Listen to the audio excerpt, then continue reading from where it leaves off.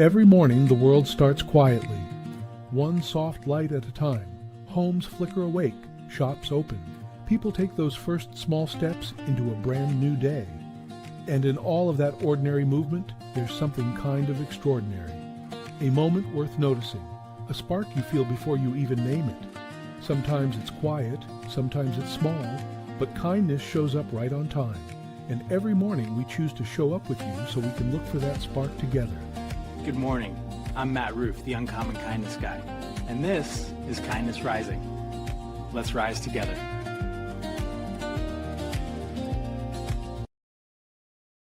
Good morning, good morning, good morning, everyone. Have you ever noticed how growth is obvious in hindsight, but almost invisible while it's happening? Because when you're in it, it doesn't feel like progress.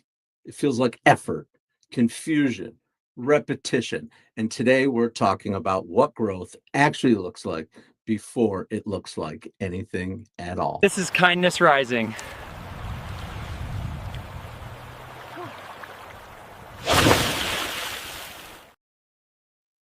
You know, we tend to recognize growth once it's polished, right?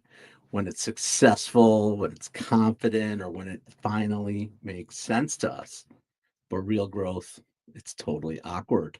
It's unclear, like you're doing a lot of work without much feedback.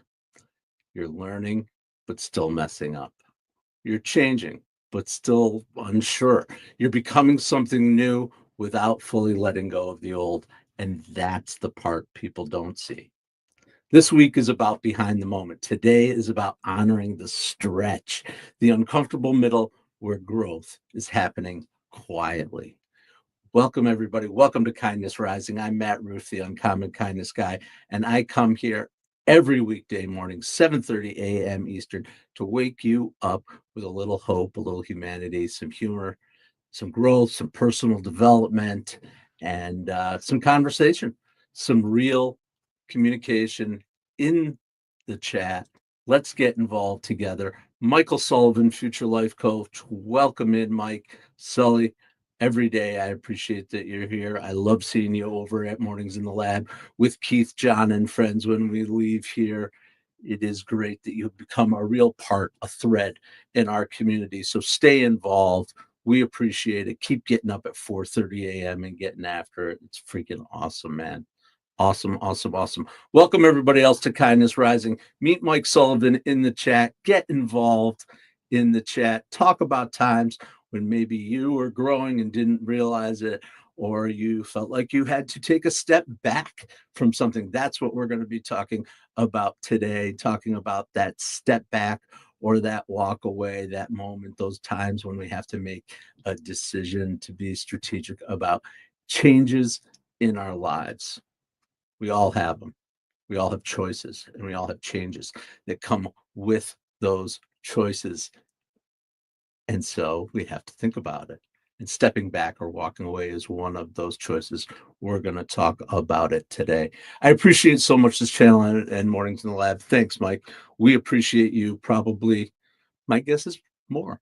Uh, because we can't do it without you. We can't do it without all the other people who get involved in the network, who get involved in the lab, in the shows at Kindness Rising, 7:30 a.m. Mornings in the Lab with Keith, John, and friends at 8 a.m. on YouTube. I'm on LinkedIn. Keith's over on X. You can find us. I promise. I promise. Come visit us. Say hello. Get involved. We are here to help the world wake up with a little bit of energy, with a little bit of hope, with just a little bit of a more positive mindset going into the day. Amy Doolin, welcome, welcome. I am glad you've chosen to join me, Matthew Roof, and Mike Sullivan, and all the others that I know are out there, but just haven't chimed in yet.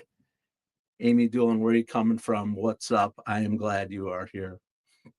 And we are talking today about growth and about change and about stepping back. And there is a story from sport, but it's also just from the world. It's a fascinating story. I actually just watched a movie. I talked about it on the show earlier this week that involved this guy. I'm talking about Michael Jordan. I'm talking about Air Jordan. When he retired for the first time, I remember it. It was like, what? Well, he's retiring. He's on top of the world. They just three-peated. He's the face of basketball. And as a kid, I felt like he was quitting. But as an adult and looking back and seeing his story, I realize what was going on in that man's mind. I can't understand the pressure. We didn't see behind that moment what the weight that he was carrying. He was exhausted physically and mentally. And just months earlier, his father was murdered.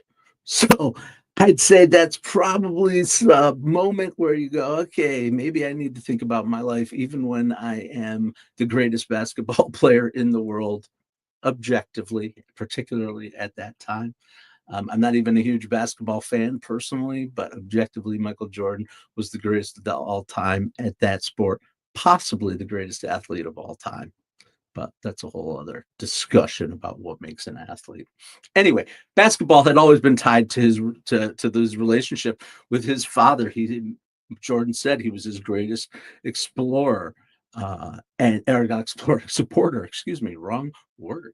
And so for Jordan, when his father left, some of that meaning of the game was gone for him. Good morning, Roseanne. Good morning, Mom. I'll see you in just a few short hours. Be safe in your travels. He tried baseball, Jordan did. He struggled. He failed publicly. And later, Jordan actually even said that going into baseball humbled him. I know I laughed at it too. It was kind of like, what is this guy doing? He's on top of the world, just won three basketball championships, trying to step into something else. At the time, I didn't understand what he was doing. He was stretching himself, trying something new. And when he came back to basketball, he wasn't there to prove anything anymore. He came back because he missed the game. He remembered the love of the game that he had. So only through space, through grief, and through a reset did his greatness return. Sometimes growth isn't about pushing harder, it's about listening to what's breaking. And that's growth behind the moment. Welcome again. Welcome everyone to Kindness Rising, your morning dose of hope, humanity, and heart. Michelle Ruffino. Welcome in, Michelle Ruffino. I am glad you are here. Stick around. We are getting up and getting after it with a little bit of positivity. Today we are talking about growth. We are talking about balance. Holroyd, welcome. Adam Holroyd, the OG, as he is known, sticking around with us at Mornings in the Lab here at Kindness Rising and over at Mornings in the Lab with Keith, John, and friends pretty much every day. Appreciate it. Holroyd, I had a conversation yesterday with a guy that was a train guy, and I was thinking about you. This guy, his family owns a small, I was trying to whatever it is, but it's basically a tour train that runs between two little cities here. They do Santa Claus runs, they do booze trains in the summer, and it's just a little run back and forth. He's actually being certified as the engineer. He's a brakeman now, blah. But as I was talking to him, I was like, wow, this is a guy that Holroyd might have something to talk about with. That was a pretty cool IRL experience that connected back to my digital experience. And I learned a little something about trains yesterday. It's pretty cool. Pretty cool. Although my favorite part of the conversation with this guy was him talking about his time as a conductor on a train and having to boot people off the train, and or having to deal with people who had particular people who had partied a little too much and decided they didn't need to use the toilet, they could pee off the train and stuff like that. That was just actually kind of hysterical stories that this guy was telling me. So it was a good conversation. The point is, Holroyd, I'm thinking about you even when you're not here on Kindness Rising and in Mornings in the Lab. I immediately thought of you. I was like, train guy, cool. I know another train guy. That's awesome. Anyway, I'm going to take a sip of my coffee because my mouth is dry. How's everybody doing?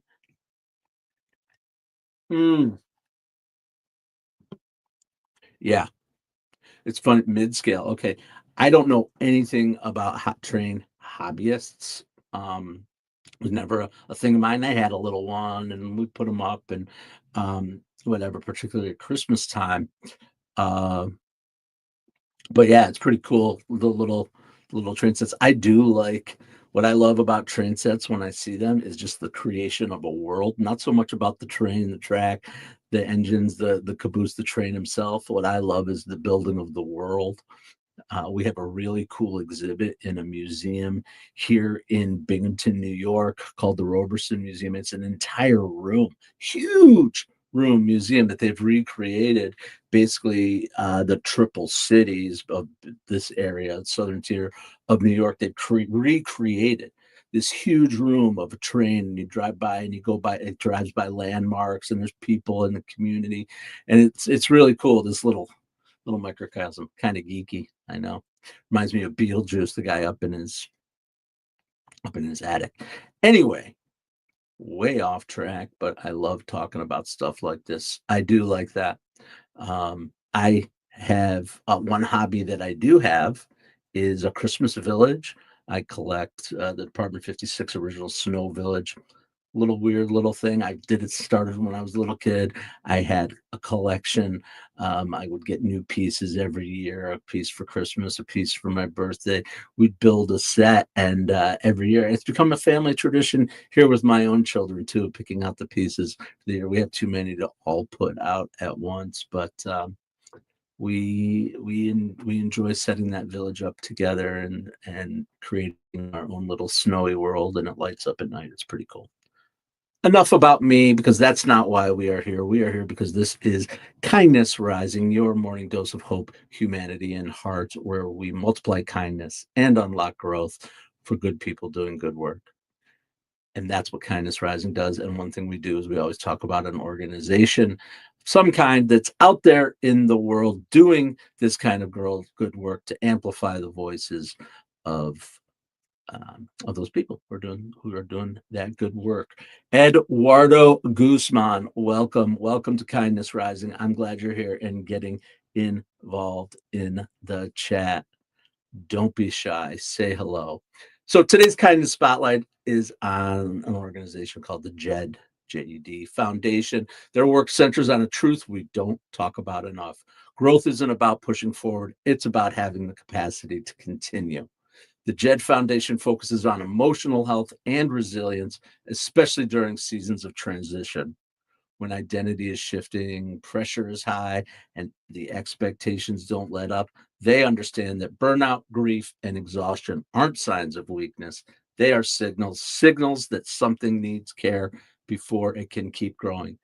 Their work reminds us that real progress doesn't come from ignoring the limits. It comes from listening to them, because growth that lasts is built on resilience, not depletion. That's growth behind the moment. Welcome again to Kindness Rising. That's the Jed Foundation. We like to lift up and amplify voices of good people doing good work. And we have a friend here. For those of you who don't know, his name is Sensei Whiskers. He's my advisor. He is my sidekick, my trooper, and he hangs with me every day, including yesterday. And I had a clip to show you of Sensei and I yesterday that I failed to show. So it may not necessarily be on topic, but I spent time creating an important message, and here it is. Everyone thinks I've got it together. They think that about me too. You sleep 20 hours a day. Yes, I nap confidently. Appearances are powerful. So yesterday we were talking about what's behind the smile, what's behind Sensei Whiskers napping. He's a sleeper, but anyway, I don't know if that sparked any thoughts or comments or ideas for you, but I hate to waste my time and my resources and meeting with Sensei Whiskers and having our dialogue and not sharing it with you. So I did. All right.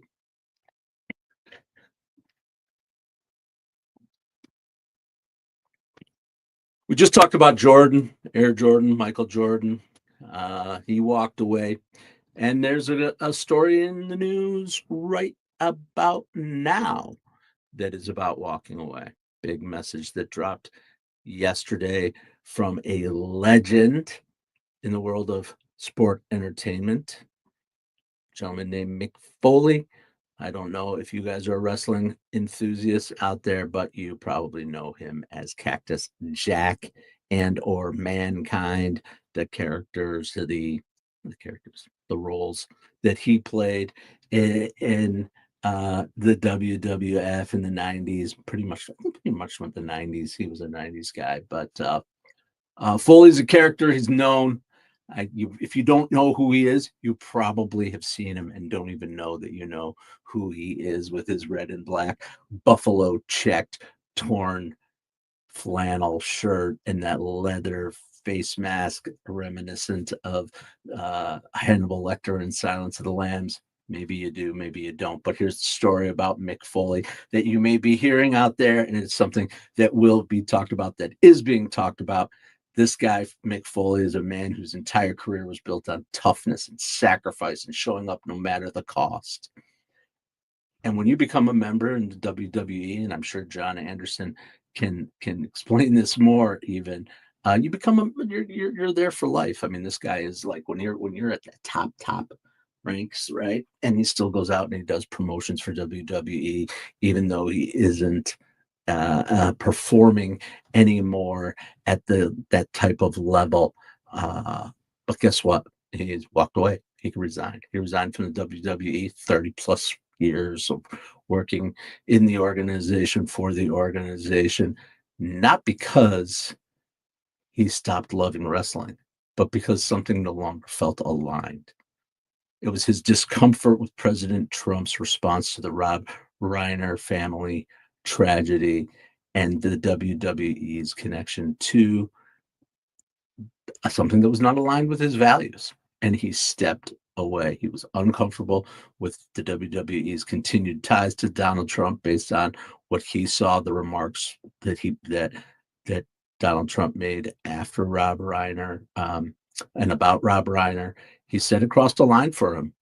And it wasn't about politics for him. He actually said that it's not about politics. It's about being a human being.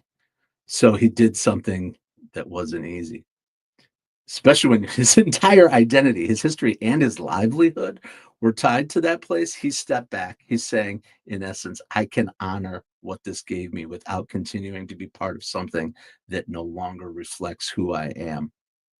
To me, that's not quitting. That's integrity. It echoes the same truth we saw with Jordan. When it wasn't aligned, he stepped away on his own. And sometimes growth doesn't look like pushing harder. It looks like walking away, not in anger, but in clarity. Because being true to yourself isn't loud, it's honest, and often it comes with a cost. That's the Mick Foley story. Mick Foley, pretty cool guy. Anyway, in general, even before him demonstrating to us what it's like, no matter what you believe, whatever it is. That's not why we're here. We are not here to create a divide or to further divide us, but we are here to highlight when people make courageous and thoughtful and self-assured and value-driven decisions. So that's what Mick Foley just did. Pretty cool. All right, and I think we have something. Let me say this clearly. Walking away isn't losing. It's loading up. It's stepping back so you can see the whole fight. Weakness is staying stuck. Strength is knowing when to leave and when to come back and finish it.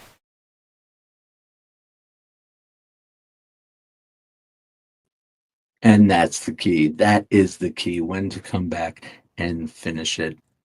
Walking away is never doesn't have to be an end. Sometimes you can come back and finish it. Certainly Jordan did that. We don't know what Mick Foley has up his sleeve, but we saw the example with Jordan, and I'm going to talk about that a little bit more in the show a little later on. But first, I want to say thank you with gratitude to everyone who comes out here, gets involved in the community at Kindness Rising, gets up with me every weekday morning at 7:30 a.m. Eastern as part of the Mornings in the Lab Network, the fastest growing and the best network of live shows where you too can participate. We can help you go live if it's something that you are interested. You have a message to share in the world. Absolutely. And we are building that network. We are building it. We are building it quickly. We've got Cheryl Whitaker starting with the network coming up with a 30-minute show on joy. I'm kindness. She's joy. Keith and John, I guess, are chaos and glue. But it's all a good time, and it is the network. And the effect is the network effect after the shows. Yes, we are going to provide you with all of the technical skills that you need. We are going to give you advice from 2 years of Keith's experience, going on 8 months of my experience of working in the live world and going live for 5. John's been with us the entire time too. We have picked up a lot of knowledge and a lot of advice for you along the way, and also are creating some pretty cool stuff to make it even easier for you to go live, to never run out of things to say, to be an authority in your topic. That's what going live does. It establishes you as an authority in your topic of interest, and it builds community.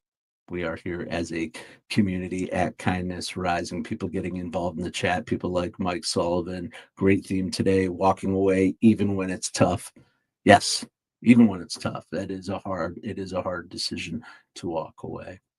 But yeah, so that's what you can do when you go live. And Keith Billis and myself and the entire Mornings in the Lab crew, the team is growing, the team of support for people who want to go live. We've got, like I said, Cheryl coming up in February or January-ish. I don't know.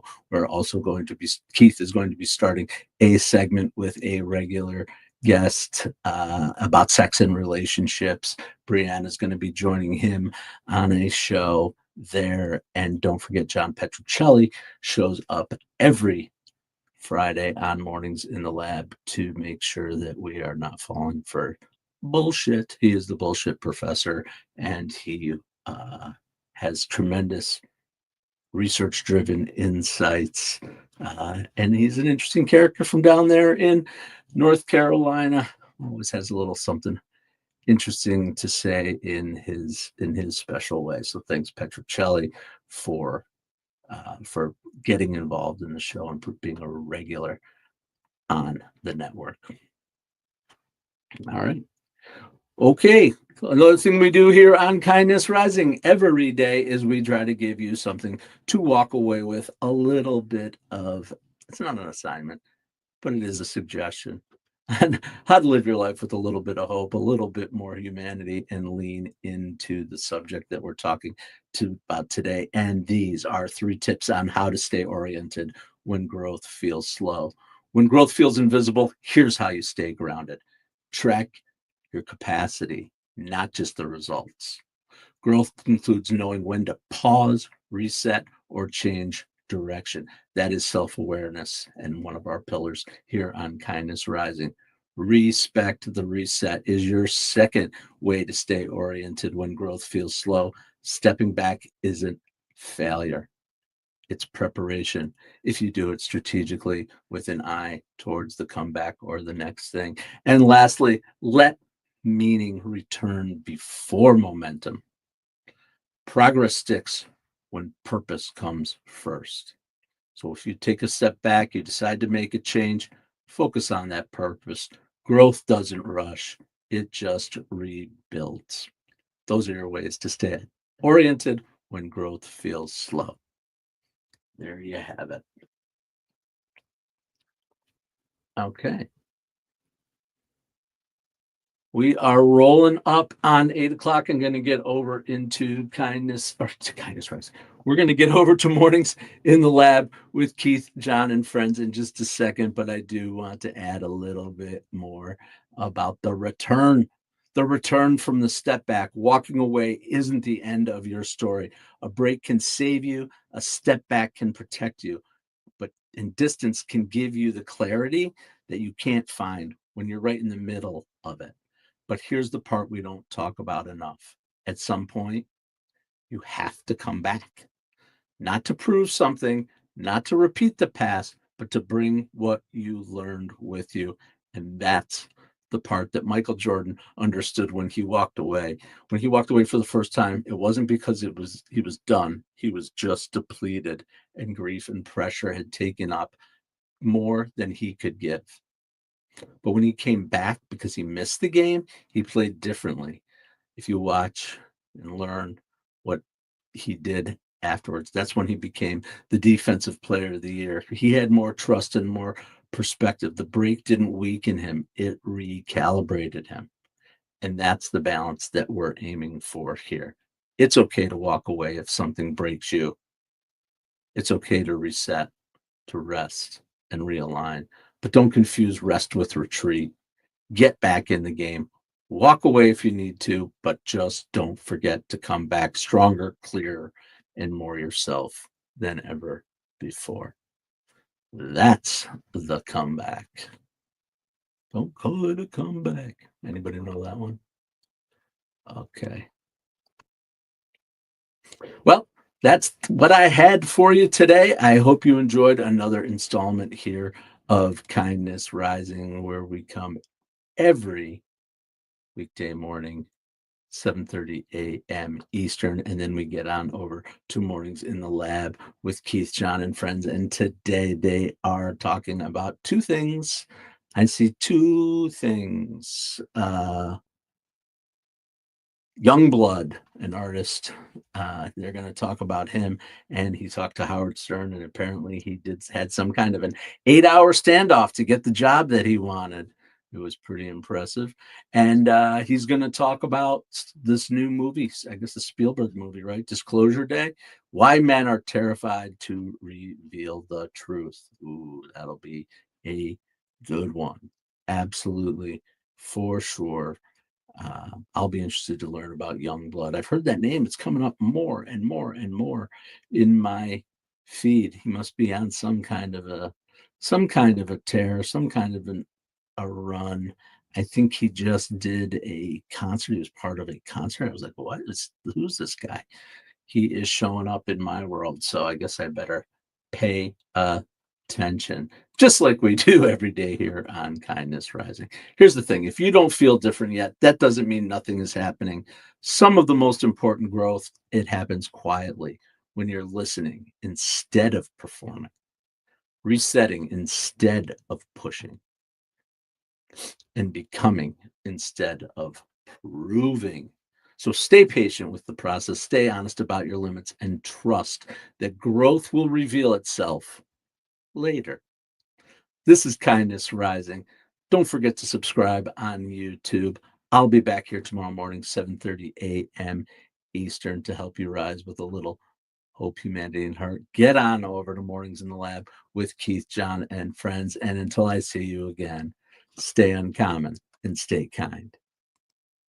What if your mornings could be inspiring and ridiculously fun? Kindness Rising isn't just a show, it's a full wake-up vibe. It's freaking fun, people. Yeah, man, it's got real get after it energy. I love it. Wake up with Kindness Rising. I help purpose-driven people grow their impact. 5-ingredient recipe to help you build your personal brand. Get out there and take kind action. If it's live, they'll feel it.